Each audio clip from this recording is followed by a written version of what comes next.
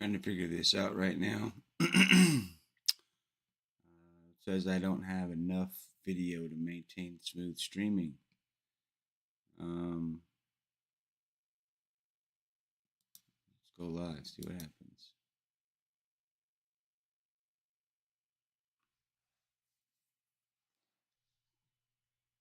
Welcome to another episode of Blue Collar PMP's P6 Office Hours, where you get your questions answered. So today, we're going to look at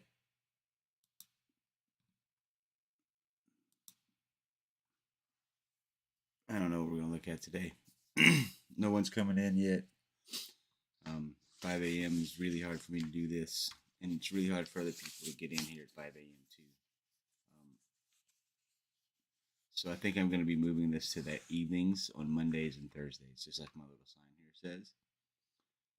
But I think more people will be able to tune in the evenings on Mondays and Thursdays at 5:30 p.m. So, okay, I'm looking pretty good right now. So let's open up P6 and let's go through it.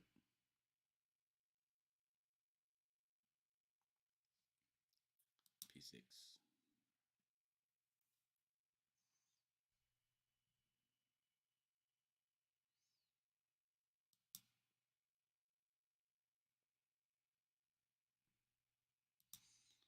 Once your login dialog pops up, enter your password.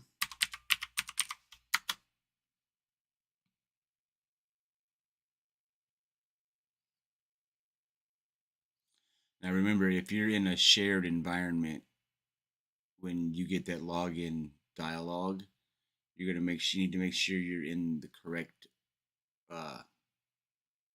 database when you log in with your password and username, whatever they may be.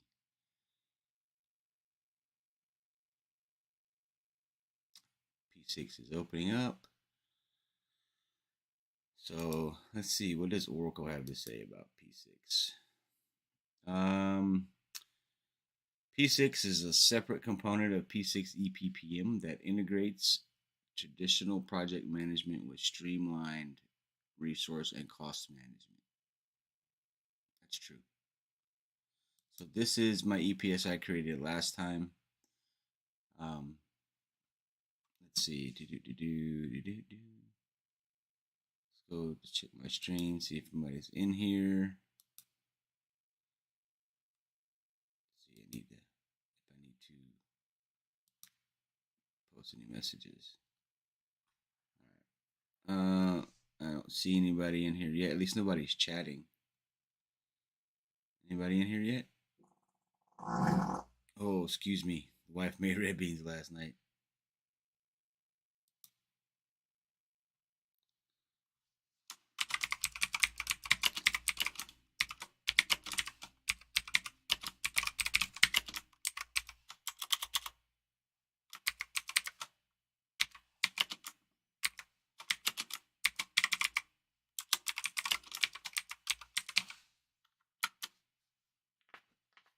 There we go. Welcome to the Blue Collar PMP's office hours.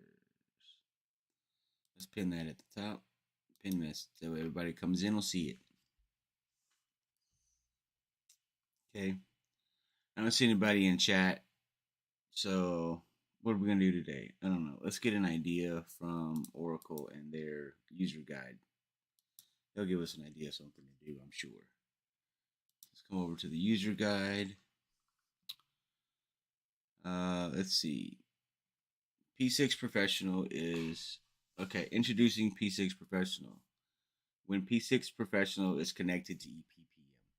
So Oracle offers P6 as a standalone software, which is P6 Professional, which is what I'm using here in P6 Office Hours. And they also offer P6 as a part of an enterprise project portfolio management soft system, which helps you manage your whole organization's portfolio of projects, more so than just a single project at a time. This setup usually has lots of users. What am I thinking about? A database set up on its own server somewhere, at least its own dedicated it's usually got its own dedicated memory on a server somewhere when you set up with the EPPM. When P6 Professional is a component of EPPM, it it allows you to have better clarity into your projects. It provides a set of robust features that address the needs of project planner that address the needs of project planners and schedulers. P6 Professional. The features include support of work breakdown structure, user-defined fields and codes. So at the WBS level, you can put in user-defined fields and codes.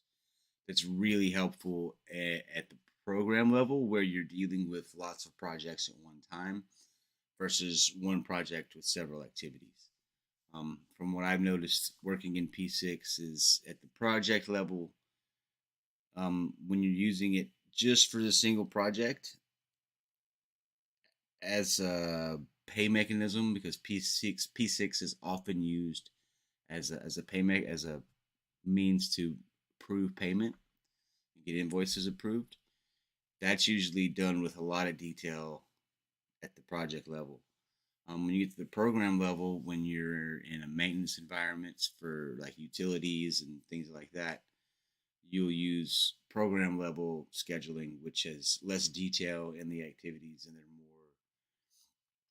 fluid. They're not as carved in stone because a lot of times in those situations, you can have emergencies come up which blow things out of the water. And emergencies are more important than scheduled maintenance because something's broken and it needs to get repaired. Um, so let's see what Oracle says about P6.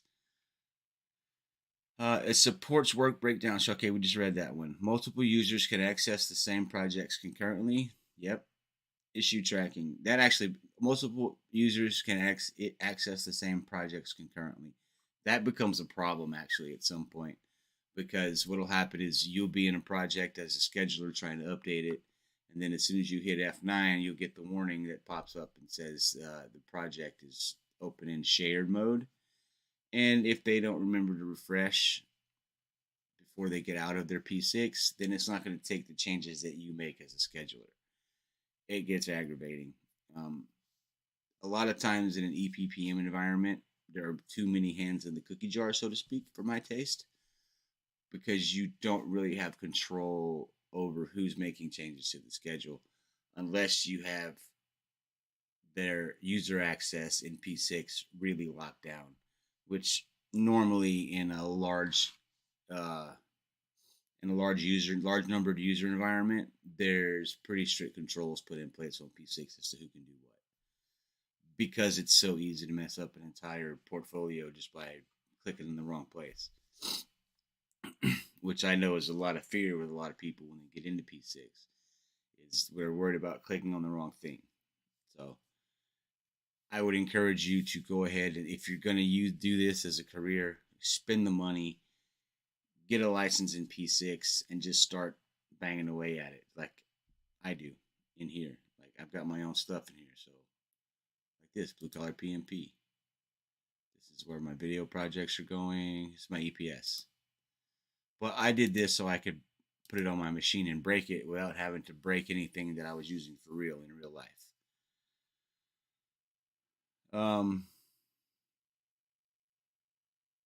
You can track your issues. You can manage by threshold. A tracking feature that enables you to perform dynamic cross-project roll-ups of cost, schedule, and earned value. Work products and documents can be assigned to activities and merged centrally. Now, when you assign documents to an activity, you're not actually making a copy of the document and putting it into the P6 database. What you're doing is you're tying a link to the document that is on your system somewhere else to the P6 database. So that way, when it's referenced, it brings up the document which is stored elsewhere. It's a really important distinction. For a long time, I thought that P6 actually saved a copy of the document into the database itself, but it doesn't. It just saves a link to another database, to wherever the document is on your company database. Visualizer, which allows you to create time-based Gantt and time logic diagram reports. I haven't used Visualizer. I'm old school, I guess. I've always gone to at least for cost loaded and resource loaded schedules, I've always gone to the resource curves and pulled my data out of there to to visualize my schedule and put it into P6 and into SAP, Excel to make graphs and stuff like that. That may be what Visualizer's for. That's going to be something I look into because I need to understand that. Resource and role administration. So we'll be getting into the difference between resources and roles as well. A resource can be looked at more as a specific person, while a role is a generic role. It's like a carpenter, whereas a resource would be John Smith, the carpenter. We'll get into resources and roles too as we get into the class. And if you signed up for my school scheduling, we'll get into that too. Link in the description. It's going to be $200 right now while I'm filming videos. It is going to go up. It might be 150. I don't know. It depends on what you click on. If the link's not there yet, it will be soon. This is all a work in progress. I just got tired of sitting around and not doing anything. Okay, let's see if anybody's in the chat yet.